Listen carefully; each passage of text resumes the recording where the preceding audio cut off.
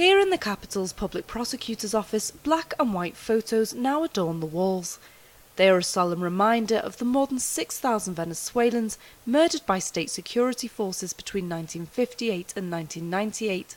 Now the recently created Commission for Peace and Justice has announced that it will launch a special investigation into the disappearances and torture of the country's students over the 4 decades. They were subjected to torture, interrogations, physical and psychological abuse. It was a permanent, constant and systematic practice that the state previously used against anyone who dared to protest. Formed in February 2013, the Commission is only just starting to have an impact. Yet it can claim a series of victories, including having led the trial of former military officials, some of whom are currently awaiting sentencing.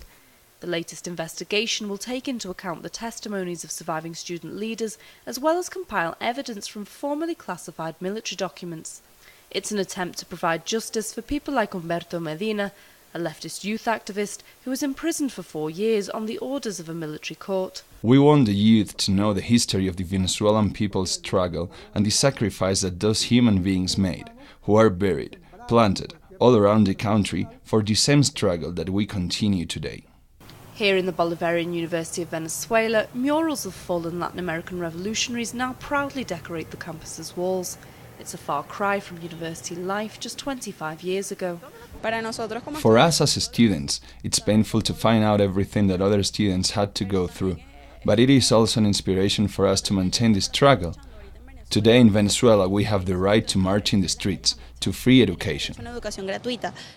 While the world's eyes are on the 43 disappeared student teachers in Mexico, Venezuela is asking similar questions surrounding the fate of hundreds of students who, 40 years later, are still unidentified.